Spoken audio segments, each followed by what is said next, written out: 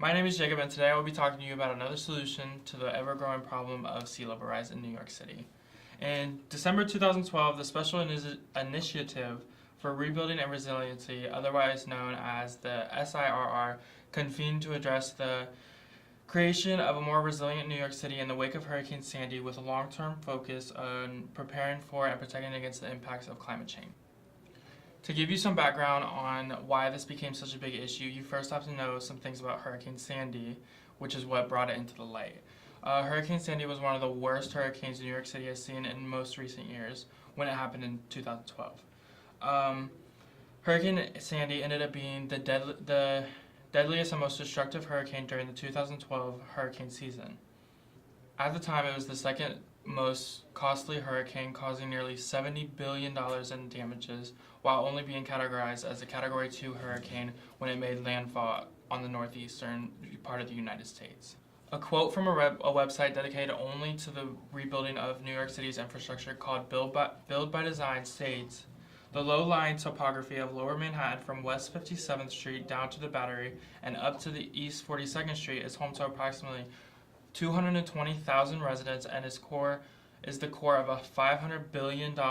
business sector that influences the world's economy. Hurricane Sandy devastated not only the financial district, but 95,000 low-income, elderly, and disabled city residents. Infrastructure within the 10-mile perimeter was damaged or destroyed, transportation and communication were cut off, and thousands sat without power or running water." With this being said, it shows just how bad of an effect Hurricane Sandy had on New York City in general, and why it finally became an issue that needed to be taken care of. The most effective solution that I found is called the Big U, and it's basically just a protective wall that will go around New York City and protect it from future flooding caused by hurricanes. A quote by Rebuild by Design, again, states that the Big U calls for a protective system around the low-lying topography of Manhattan, beginning at West 57th Street, going down to the Battery, and then back up to East 42nd Street. These are the most affected areas, along with being the most influential areas, which is why it needs to be the most cared for and preventative. Going along with the previous quote, Rebuild by Design also states that the proposal was conceived as 10 continuous miles of protection tailored to respond to individual neighborhood typology as well as community-based amenities. This certain proposal separates areas into certain compartments, beginning with the East River Park, two bridges in Chinatown, and Brooklyn Bridge to the Battery. The wall is projected to seem like the hull of a ship, which each separate area can provide a flood protection zone, providing separate opportunities for integrated social and community planning processes in each of these. Another quote by Rebuild by Design says that each compartment comprises a physically separate flood protection zone isolated from flooding in the other zones, but each equally a field for integrated social and community planning. The compartments work in concert to protect and enhance the city, but each compartment's proposal is designed to stand on its own. With all of the being said, it is crucial for survival and growth of New York City for something such as this proposal to be put into effect. With all of that being said, it is crucial for the survival of New York City and its infrastructure for something like this proposal to be put into place so that the city will be unaffected or less affected by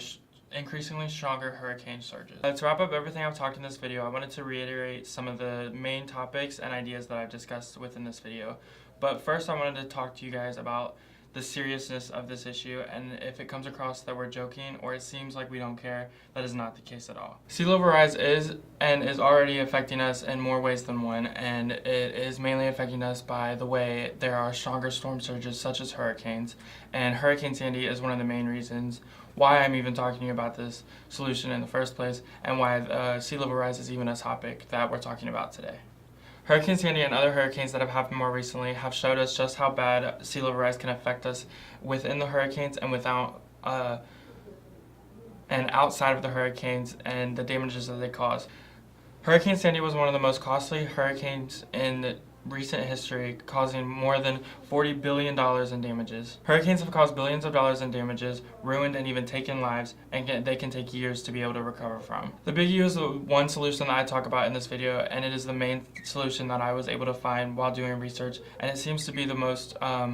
realistic and worthwhile doing within the near future. I encourage you to do your own research and to be able to talk about climate change, not just sea level rise, because they kind of go hand in hand. And without us talking about it and being actively involved and trying to actively improve it, this problem will just get worse, and it could even get to the point where we won't be able to survive. If you haven't already, make sure you watch the previous videos in the series, and make sure to stay tuned for the next video where Julia Morgan and I will be back to conclude everything and make sure to tie everything together and to let you guys know what you can do to be an active part in helping climate change.